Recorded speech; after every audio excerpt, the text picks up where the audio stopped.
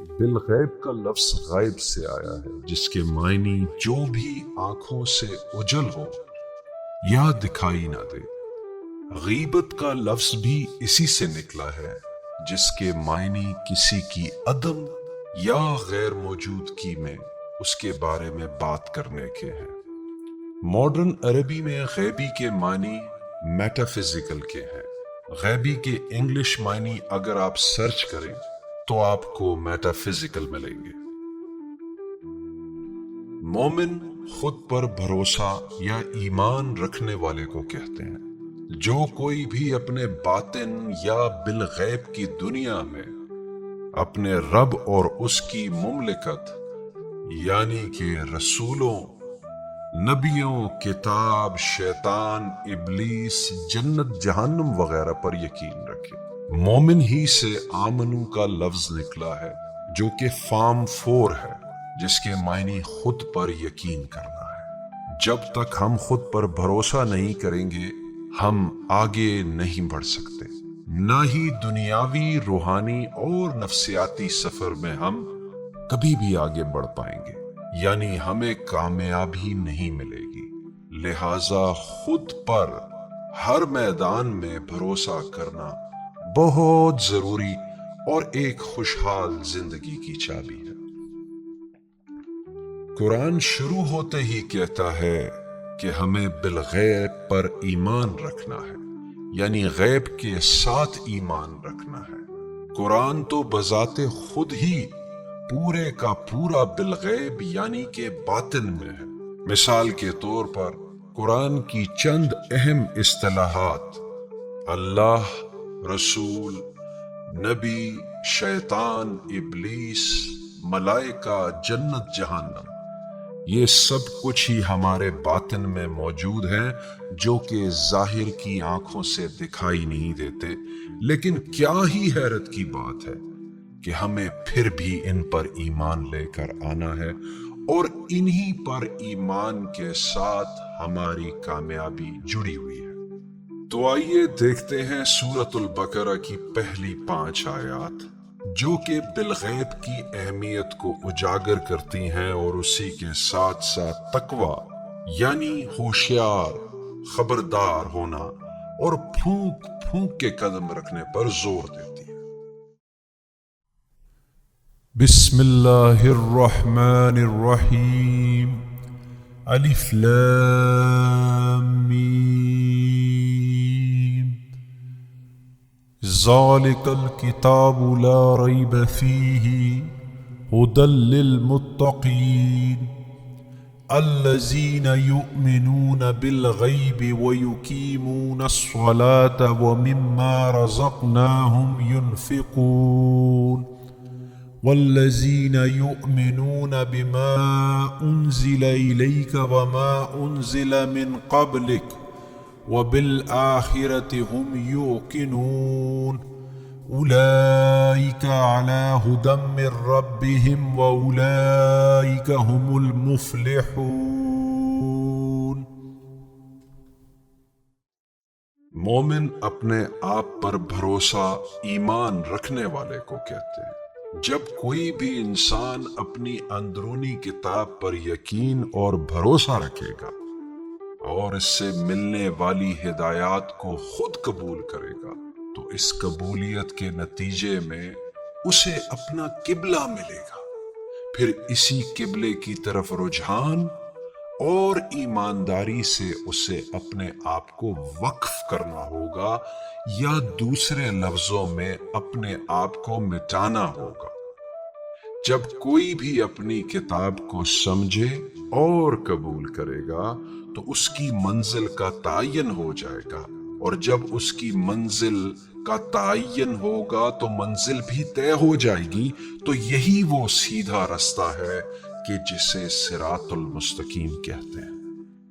اگر آسان الفاظ میں بیان کیا جائے تو جب ہمارے قبلے کا تعین ہوگا تو تب ہی ہماری منزل طے ہوگی، اور پھر ہمارا صراط المستقیم کا رستہ بھی طے ہو جائے گا، تو اسی کے ساتھ ساتھ ہماری کامیابی کی منزل بھی خود بخود طے ہو جائے گی۔ اسی لیے ہمیں اس قبلے کی طرف اپنا رجحان کر کے محنت یا کام کرنے کے ساتھ ساتھ اپنا وقت، اپنی انرجی، اپنا مال و دولت وغیرہ مکمل استعمال کرنا ہے۔ یہ ایک قسم کا قیمت چکانا ہے۔ اس قیمت چکانے کو عربی میں ينفقون کہتے ہیں کہ اپنے آپ کو خرچ کر دینا، اپنے آپ کو کسی کام کے لیے وقف کر دینا۔ یہ بھی فارم 4 ورب ہے۔ اس عمل کی وجہ سے جو ہدایت ملتی ہے قرآن کے مفہوم میں اس کو رزق کہا جاتا ہے۔ یہی سورۃ البقرہ کی پہلی 5 آیات کا مفہوم اور ایک کامیاب زندگی کا راز ہے۔ ابلیس، ملائکہ، جنت، جہنم وغیرہ یہ سب چیزیں ہم کو دکھائی نہیں دیتی، پر پھر بھی قرآن بولتا ہے کہ ان کے اوپر ایمان رکھو، یعنی ان کے ساتھ میں ایمان رکھو۔ یہ ساتھ میں چلیں گے تو ہی آپ کامیاب ہوگے۔ یہاں پر ایک سوال ہے، تو کیا والدین، بزرگوں اور مولوی صاحبان کی سنی سنائی باتوں پر اندھی تقلید ہی ایمان، بھروسہ یا قرآن کا یقین ہے؟ ہرگز نہیں۔ سنی سنائی باتوں کو بلا تحقیق کے ماننا کھلی گمراہی ہے۔ جب اللہ تعالیٰ نے ہمیں اپنی عقل اور فہم اور ہمارے اندر بالغیب کے اسرار سے نوازا ہے، تو پھر لوگوں کی بات پر بھروسہ نہیں، بلکہ اپنے اندر بالغیب کو محسوس کرنا بہت ضروری ہے۔ احساس دکھائی نہیں دیتا بلکہ محسوس ہوتا ہے۔ ہمیں اپنے اندر بالغیب یعنی اللہ، رسول، نبیوں، ملائکہ، شیطان، ابلیس، جنت، جہنم وغیرہ کو محسوس کرنا ہے، کیونکہ احساس کے بغیر قرآن ہی نہیں ہے۔ قرآن میں احساس کے لیے ایک خاص لفظ استعمال ہوتا ہے جسے عربک میں شہادہ یا اردو میں شہادت دینا کہتے ہیں۔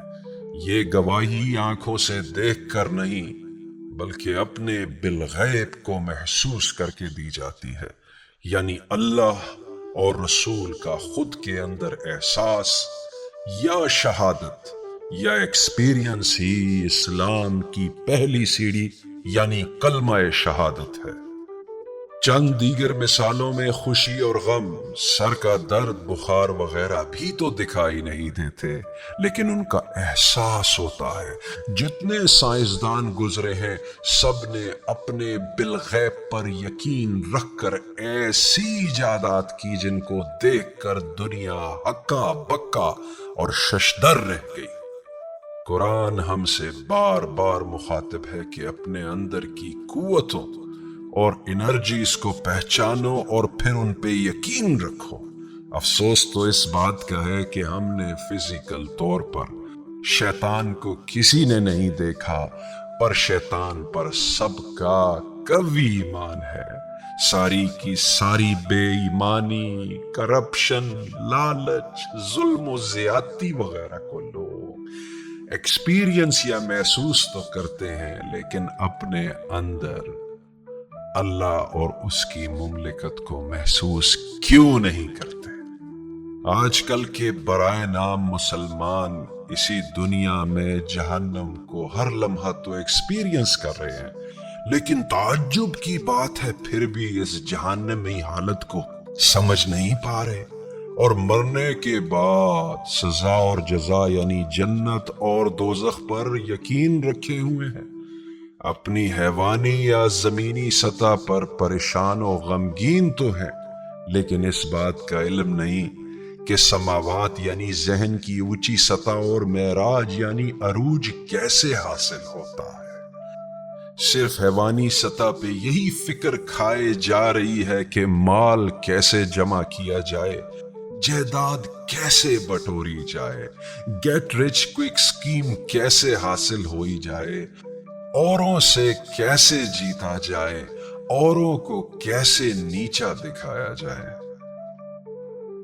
قرآن پاک میں جگہ جگہ لکھا ہے کہ اللہ کی اطاعت کرو और उसके रसूल की अताअत करो, लेकिन अताअत तो उसी सूरत में होगी जब हम खुद पर तहकीक करेंगे, अपने रब को, अपनी सोचों को समझने के साथ साथ अपने बिलगैब में अल्लाह और उसके रसूल को महसूस करने बाद उनकी शहादत देंगे।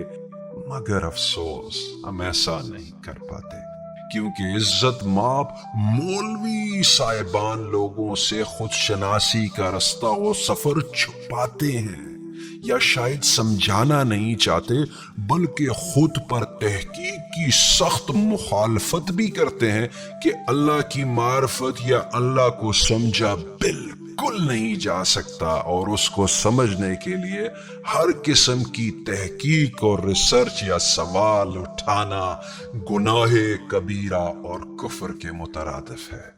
ये मुअज़्ज़ज़ शख्सियात आम लोगों को रस्मी इबादत, वजीफों, तस्बीहों, फतवों, शादी ब्याह, हलाल और हराम, नहाने धोने वगैरह जैसी निचली सतह की सोच में उलझाए रखते हैं और लोगों को उनकी हकीकत से दूर कर देते हैं, जिसकी वजह से लोग अक्ल का इस्तेमाल, गौर व फिक्र और सवाल उठाने से डरते और घबराते हैं, और अपने अंदर, अपने बिलगैब में अपने रब और अपने रसूल को जान ही नहीं पाते।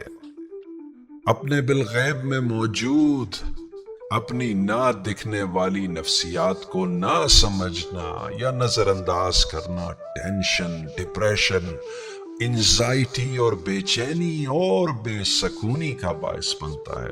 अगर हम कुरान की तरफ तवज्जो देंगे, उसे समझेंगे, अपने बिलगैब पर गौर करेंगे, उसे महसूस करेंगे, तो हमारे अंदर ही हमारी सोचों में ऐसी ताकतें मौजूद हैं जिनकी मदद से हम ना सिर्फ खुद को अमन और सुकून और सलामती में रख सकते हैं, बल्कि ऐसी ताकतें जो हमें नेगेटिविटी यानी मनफी जानिब लेकर जाती हैं, हम उन पर भी काबू कर सकते हैं।